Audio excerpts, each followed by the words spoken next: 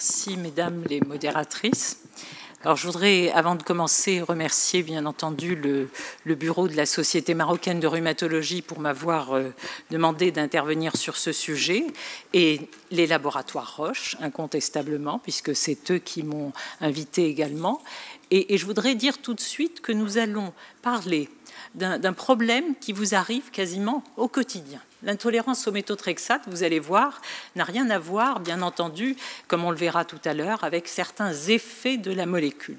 Toujours est-il que c'est une molécule, vous le savez bien, qui a été découverte suite, alors c'est celle-ci, vous le voyez, et c'est un antifolate, et c'est bien entendu, c'est un analogue, puisque vous voyez, il y a deux groupements qui sont changés, le méthyle et l'amino, et là vous avez à la place de l'hydrogène et de l'hydroxyle pour le folate qui est là.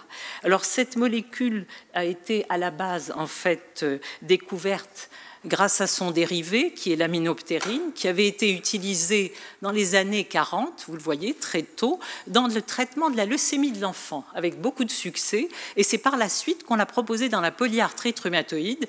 Et ce n'est en fait qu'en 1985 qu'un rhumatologue américain l'a essayé alors même qu'il n'avait pas fait d'études préalables. En fait, il a commencé à la donner à ses patients, c'est le docteur Hofmeister, pour ne pas le nommer, et vous le voyez, c'est ensuite qu'on a commencé à utiliser. Alors, elle a une utilisation évidemment en cancérologie, dermatologie, vous le savez, dans la pathologie molaire, en gastro-entérologie, pneumologie, et chez nous, bien entendu, en rhumatologie.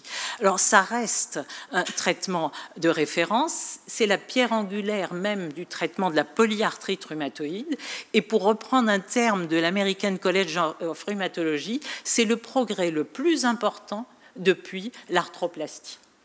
Et donc, c'est quand même un élément qu'il fallait souligner. Alors, que dire rapidement, parce que je vais en avoir besoin pour après, ça ne va pas être rébarbatif, c'est simplement pour vous rappeler quelque chose que vous connaissez bien. Ici, j'ai mis une molécule de méthotrexate avec en vert l'enzyme, vous le voyez, que le méthotrexate inhibe, qui est la hydrofolate réductase, qui est là, et qui en fait est une enzyme qui va inhiber la synthèse des bases qui interviennent, bien entendu, dans le métabolisme cellulaire, et en l'occurrence, vous allez dans l'ADN, et vous allez avoir évidemment une inhibition de la prolifération des cellules malignes. C'est la base pour laquelle ça a été utilisé dans les cancers. Élément très important, ça va agir sur des cellules qui sont en prolifération rapide, et ça a cet effet sur les lymphocytes dans l'inflammation, mais ça a également d'autres effets par le biais de l'accumulation des polyglutamates du méthotrexate qui vont en fait inhiber, agir sur cette enzyme qui va libérer de l'adénosine. L'enzyme étant, alors si j'arrive à la retenir, j'espère que vous serez indulgents si je ne le fais pas en totalité, l'amino-imidazole carboxamide ribonucléotide transformylase. J'y suis arrivée, donc voilà, elle s'accumule. Évidemment, le taux d'adénosine augmente et c'est responsable des propriétés anti-inflammatoires de la molécule. Alors, certains produits peuvent agir sur les récepteurs d'adénosine. On va le voir un petit peu plus tard. C'est pour ça que j'ai fait ce rappel, mais que vous connaissez, j'en suis certaine.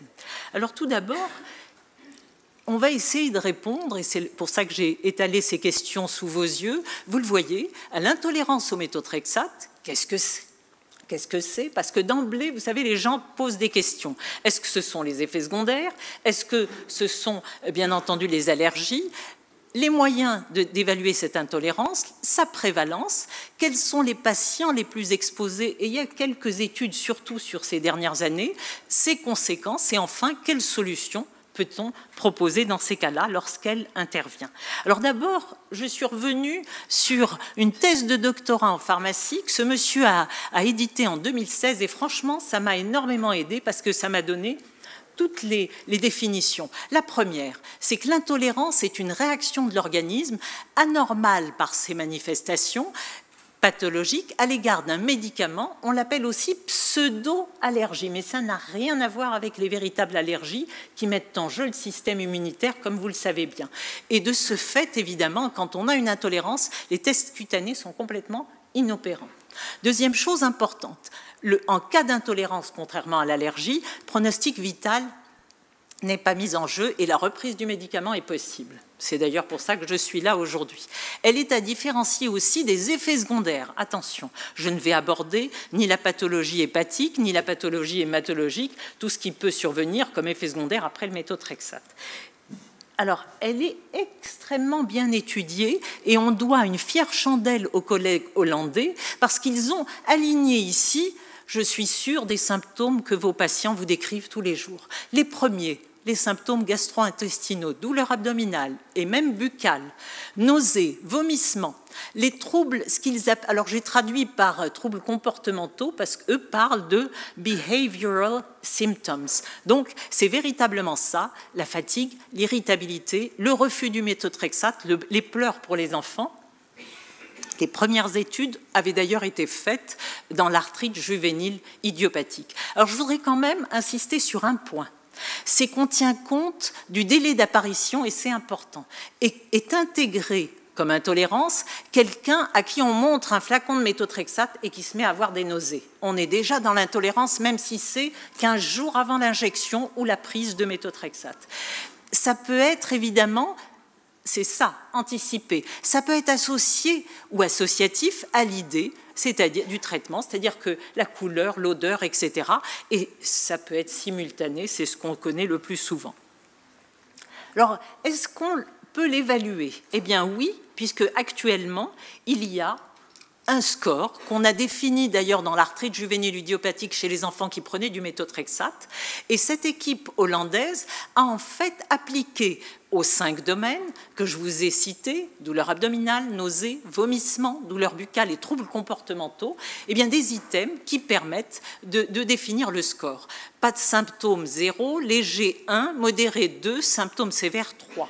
Et on a un score qu'on appelle le MIS, Methotrexate Intolerance Severity Score. Vous le voyez, supérieur ou égal à 6, c'est qu'il y a intolérance et que nous devons agir pour faire quelque chose vis-à-vis de ces patients. Sinon, les patients risquent d'arrêter le traitement ou risquent de ne pas le prendre régulièrement. Donc, il y a un problème d'observance assez sérieux. Alors, juste pour vous montrer ce que ça donnait dans cette, rapidement chez les auteurs qui l'ont décrit la première fois, vous le voyez ici. Alors, j'ai mis un cadre volontairement. Les intolérants au méthotrexate sont de 11%. Sur les... alors en fait, il y avait quasiment 291 participants à cette étude, et vous le voyez, le symptôme le plus fréquent, 100%, les nausées. Et on avait des symptômes, des troubles comportementaux, quand même dans 95% des cas. Au point où, bien entendu, vous avez des gens qui refusent de prendre le méthotrexate parce que ça leur donne trop de signes d'intolérance. Alors, élément également sur lequel je voudrais revenir, c'est que sa prévalence, je vous l'ai montré ici, mais certaines études, après celle qui a été faite dans les arthrites juvéniles idiopathiques, eh bien, montrent bien que c'est fréquent chez nos patients. Et cette étude, équipe hollandaise toujours, qui a été rapportée donc en 2013, vous le voyez, concernait 123 PR et 291 rhumatismes psoriasiques, et on avait un peu plus de 40% des patients qui avaient au moins un signe gastro-intestinal, et vous le savez, la nausée, c'était celui qui revenait le plus fréquemment. 11% d'intolérants. Regardez bien le MIS moyen, il était de 9. Alors ça n'a pas de rapport avec la maladie sous-jacente, il y en avait autant dans la polyarthrite rhumatoïde que dans le rhumatisme psoriasique. Et pour les doses, eh bien, on verra que certaines études rapportent que ça a un rapport avec la dose, et ici, en l'occurrence, elle était de 20 mg en moyenne pour les 2 voies, parentérale et orale. Regardez les symptômes avant et après méthotrexate. Avant méthotrexate, 56,3%. À l'idée de savoir qu'on va leur injecter le méthotrexate, c'est énorme. Après, 100% de nausées. C'est valable pour toutes les autres, vous le voyez. Avant, il y a toujours des symptômes. Alors, bien entendu, c'est vrai que les symptômes comportementaux arrivent plus soit à distance, soit immédiatement après, et surtout pour la voie parentérale, on va le voir après. La voie d'administration, regardez, est concernée dans 20% des cas pour la parentérale et 6,2% pour la voie orale, évidemment avec plus de troubles comportementaux, comme je vous l'ai dit. Ici, c'est le tableau détaillé. Alors, je n'y reviens pas, bien entendu. C'est une autre équipe hollandaise, toujours, et qui a rapporté les cas d'intolérance. Regardez, vous avez une intolérance chez près de la moitié des patients. Et bien entendu, pourquoi j'ai mis 98,1 ? Parce qu'en fait, les symptômes ou troubles comportementaux sont les plus fréquents. Une étude, cette fois-ci rapportée par un groupe égyptien, vous le voyez, 1/3 des malades intolérants au méthotrexate selon le score de Miss. Ici aussi, regardez, vous avez la nausée, la douleur abdominale et les troubles comportementaux qui occupent quasiment le devant de la scène chez ce groupe de patients. C'était 150 polyarthrites rhumatoïdes dans cette étude. Alors, les AGI ne sont pas en reste et je n'ai pas voulu les laisser de côté pour une raison très simple. C'est que c'est à partir d'une étude d'arthrite juvénile idiopathique qu'on a décrit le MIS. Et ici, dans cette étude hollandaise, comme le nom l'indique bien, vous le voyez, 179 AGI sous méthotrexate, 73, soit 40% des patients sont intolérants par le questionnaire MIS. Alors, chez les enfants, il y a beaucoup la voie parentérale qui joue. Et du coup, évidemment, il y a énormément de troubles comportementaux, comme le rapportait l'article, et vous le voyez, 3/4 sur l'ensemble des patients étaient des troubles comportementaux avant l'injection ou avant la prise de méthotrexate. Et les douleurs abdominales venaient en second plan pour étayer cette intolérance au méthotrexate. Alors, les auteurs, si vous voulez, qui travaillent sur l'intolérance, ont cherché à essayer d'identifier les patients à risque. Eh bien, il y a quelques études, là aussi, et notamment l'âge plus jeune. Quand on revient à cette étude hollandaise qui comparait l'intolérance dans l'APR et le rhumatisme psoriasique, eh bien, regardez, l'âge chez les intolérants était en moyenne de 50 ans, alors qu'il était, chez les tolérants, il était de 10 ans de plus. Les femmes étaient aux 3/4 concernées, toujours dans la même étude. La voie d'administration, comme je vous l'ai dit tout à l'heure, la parentérale joue, et la dose également, puisque dans l'étude égyptienne, vous le voyez, on a davantage d'intolérants, plus de 40%, quand on donne 20 mg hebdomadaires de méthotrexate, quelle que soit la voie, et bien entendu, le pourcentage va se réduire au fur et à mesure qu'on approche des doses plus faibles. Les conséquences, eh bien, je crois qu'on en avait un petit peu parlé l'année dernière, notamment quand on parlait des biologiques en monothérapie. Les conséquences, elles sont importantes. Eh bien, elles sont de l'ordre de, bien entendu, l'inobservance du traitement et la qualité de vie, l'impact sur la qualité de vie. Alors, quand on voit l'inobservance, et j'aime bien cette diapositive de Paul Emery, vous savez, qui a partagé les patients qui ne prennent pas le méthotrexate en 4 catégories. Vous avez ceux qui ne le commencent jamais, et le médecin ne le sait pas toujours. Soit parce qu'il y a une contre-indication, mais ça le médecin le sait, soit parce que les patients ne veulent pas prendre de méthotrexate. Il y en a beaucoup qui pensent que c'est un anticancéreux et qui n'ont pas de cancer, et dans l'article, c'était assez bien rapporté. Deuxième groupe, ceux qui prennent le méthotrexate et qui finissent par l'arrêter à cause de ces fameux événements d'intolérance. Le médecin peut le savoir, mais dans d'autres cas, le médecin ne le sait pas. Et au total, vous avez carrément 3/4 des patients où l'observance est quand même de mauvaise qualité. Il y a des études.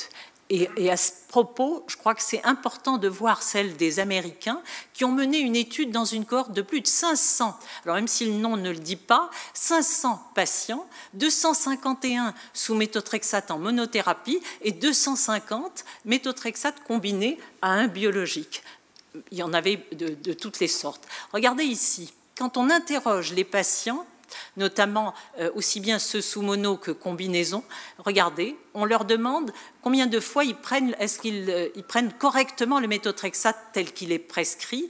Vous avez seulement 57% et 59% dans la mono et la combinaison, regardez, qui prennent correctement le traitement tout le temps. Ça fait quand même un patient sur deux presque qui ne le prennent pas correctement. Alors, quand vous entrez dans les détails, regardez, je prends une plus petite dose que celle qui m'est prescrite et ça concerne 52% et 53%. Je prends moins que ce qui m'est prescrit sur l'ordonnance. Je skip des doses, je saute des doses. En fait, encore une fois, c'est extrêmement important de le savoir. C'est quelque chose qui va retentir sur l'observance du traitement. Quand vous entrez, c'est la même étude, dans le détail des raisons. Eh bien, j'ai oublié, je ne peux pas me rappeler, je pense que je peux l'arrêter, je me sens mieux. Vous le voyez, j'ai peur des effets secondaires à long terme. Et là, les side effects, en fait, c'était ces manifestations d'intolérance. Donc, c'est dire à quel point on a besoin de préciser, à chaque fois qu'on prescrit le méthotrexate et qu'on revoit nos patients, à quel point il est important de leur demander, en fait, comment ça se passe en termes justement de tolérance. Alors évidemment, cette étude était faite, vous le voyez, en détail sur les deux groupes, et quand Di Benedetti a essayé de rechercher les facteurs prédictifs d'intolérance, eh bien les voilà. Essentiellement la jeune, on retrouve ce qu'on a dit tout à l'heure, le sexe féminin, et surtout, élément très important, regardez, la prise d'un autre traitement, ou bien de plus de 2 traitements pour la polyarthrite rhumatoïde. Donc attention, on peut les mettre sous biologique, mais ils vont finir par arrêter le méthotrexate, et c'est peut-être bon de le savoir, parce qu'après, on va avoir des réponses qu'on va juger, nous, comme étant reliées à une mauvaise réponse au méthotrexate, alors qu'en fait, il s'agit, à la biothérapie, alors qu'en fait, il s'agit bien d'un problème de prise et d'observance du traitement. Alors, dernière partie de mon exposé, c'est celle des solutions. Alors, vous allez voir, il y a des choses qui sont... Effectivement, il y a quelques études qui nous permettent tout simplement de défendre la réduction des doses. Alors, c'est vrai que quand la maladie le permet, on peut diminuer les doses, on peut les répartir, et il y a des études qui en ont été faites, notamment l'étude hollandaise de Hoekstra, qui a en fait essayé de répartir les doses toutes les 8 heures sur 24 heures, et ça a donné des résultats intéressants. Changer de voie d'administration, alors c'est ce qu'a fait Branco au Portugal, c'est l'UMAR Study, et dans cet essai, en fait, il est passé de la voie orale la plupart du temps, parce que les nausées étaient fréquentes sous l'effet des comprimés, à en fait la voie sous-cutanée. Alors, laquelle voie sous-cutanée existe chez nous, donc je crois, avis aux amateurs, chez les adultes, c'est important peut-être de le préciser. Bien entendu, il y a une dose de la voie orale, au-delà de laquelle il est préférable d'utiliser la voie injectable, parce que la biodisponibilité est plus conséquente. On peut changer de traitement de fond, d'IBARD conventionnel, mais là, ce sont des choix de chacun d'entre nous et selon la réponse à la maladie. Alors, est-ce qu'on peut faire appel à des biologiques en monothérapie ? Bien entendu, vous le savez bien, on en a déjà parlé à la Société de rhumatologie. Je vais juste projeter quelques essais parce que c'est important quand même de le rappeler, il y en a qui sont récents. Et je dirais un mot de certains qui utilisent des traitements symptomatiques, en l'occurrence les antiémétiques avant la prise du méthotrexate. Ça aide, les enfants notamment, ça les a aidés. Et la caféine. Alors la caféine, pourquoi je l'ai mise ? Parce qu'il y a une étude qui a été faite.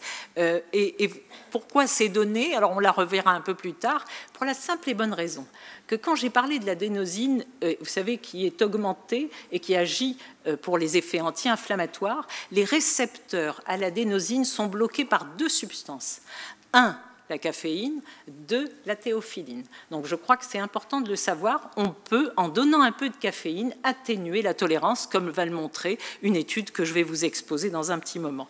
Et les thérapies comportementales, je n'ai pas trouvé d'études là-dessus, mais c'est proposé par certains collègues.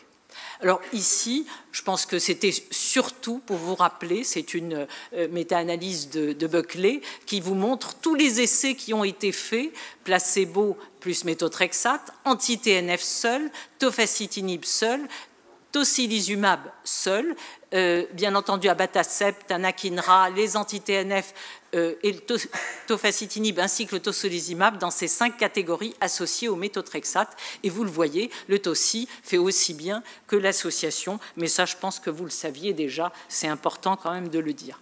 Dernière étude, Burmester, ce sont des polyarthrites rhumatoïdes qui ont été traités assez tôt, et vous le voyez là aussi, il a utilisé ce que font beaucoup les Américains, 4 mg kilo, vous le voyez, plus méthotrexate, 8 mg kilo plus placebo, 4 mg plus méthotrexate, et le reste, bien entendu, méthotrexate plus placebo, 8 mg plus méthotrexate. Et il y a eu une deuxième partie, puisque cette étude couvrait 2 ans. Première partie, donc, essentiellement 4 bras. Deuxième partie, 6 bras, puisque ceux qui ont échappé au méthotrexate plus placebo et au méthotrexate et 4 mg de tocilizumab étaient switchés vers le 8 mg, bien entendu. Et là, incontestablement, on voit bien que les résultats, alors pour le tocilizumab seul, vous le voyez, sont, regardez, c'est la colonne en vert, vous avez le DAS dans ces 2 colonnes, et là vous avez à la semaine 52 et à la semaine 104, vous le voyez, le Low Disease Activity, qui vous montre là aussi une bonne réponse sous tocilizumab seul.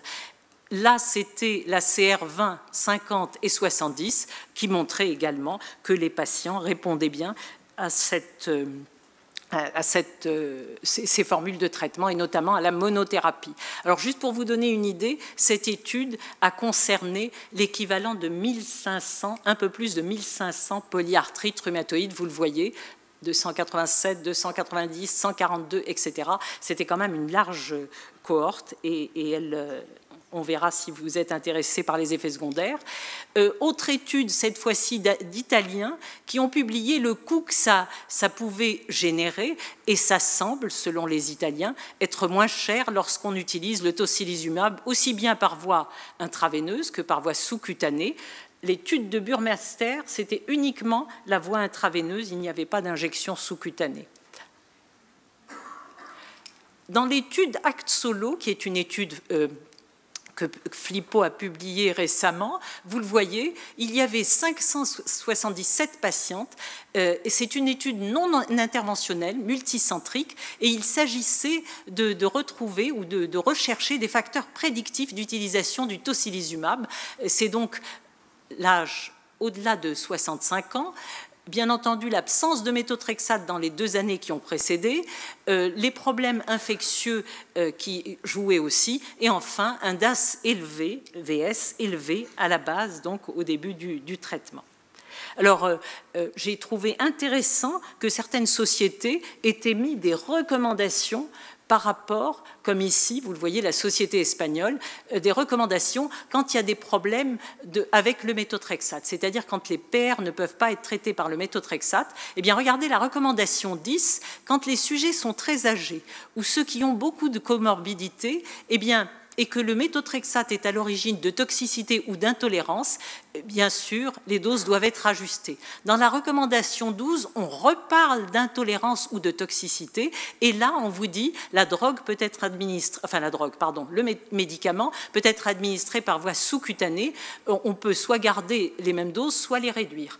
Autre recommandation ici, eh bien, c'est pour développer des questionnaires ou des échelles afin d'évaluer l'intolérance. Parce qu'en fait, le questionnaire qu'on utilise actuellement n'a été développé que dans l'arthrite juvénile idiopathique, et c'est peut-être important de le développer chez les adultes. Et enfin, il termine par la recommandation 18, où les patients qui ont une PR active et où il y a une contre-indication, une intolérance ou des circonstances particulières qui évitent l'utilisation de méthotrexate, évidemment, vous avez compris, le biologique qu'on peut donner en monothérapie et le tocilizumab. Alors, je vous ai parlé de caféine, la voici, l'étude. Elle a été faite par ses auteurs sur 855 patients, PR, vu sur 11 mois, regardez, le taux est élevé. 542 avaient des degrés variables d'intolérance au méthotrexate, mais l'intolérance modérée ou sévère n'existait que dans 14% des cas, et la caféine a été administrée sous forme de café, mais il y en a aussi dans le chocolat, donc le chocolat a été administré à ces personnes. Et regardez ce que disent les auteurs, 55% de disparition complète des signes d'intolérance. C'est quand même, j'allais dire, c'est pas très cher pour pouvoir les aider à prendre leurs médicaments. 13,3% d'intolérance partielle, et comme je vous l'ai dit tout à l'heure, la raison en est celle-ci, puisque la caféine est un des antagonistes des récepteurs d'adénosine. Alors, je voudrais conclure sur une... je n'ai pas résisté à l'envie de vous la projeter parce que actuellement, vous savez qu'il y a énormément d'études sur le choix des patients. Et j'en ai pris une sur les choix de 1588 polyarthrites rhumatoïdes à qui on a demandé quel est le traitement que vous aimeriez avoir, le traitement, j'allais dire, idéal que vous souhaiteriez avoir. Et bien, regardez ce que répondent les patients, pardon. Un DIMARD qui ne soit pas, évidemment, qui n'a pas à être combiné avec le méthotrexate, et de préférence qui soit administré plus ou moins une fois par semaine, et bien entendu, qui soit un bon médicament. Et là, c'est extrêmement important parce qu'ils disent que ça pourrait augmenter, ils avouent quelque part, que ça pourrait augmenter la compliance et l'adhérence au traitement dans la polyarthrite rhumatoïde. Donc, c'est à peu près tout ce que je voulais vous dire sur l'intolérance. Il y a évidemment beaucoup à faire dans ce domaine-là, et je vous remercie pour votre attention.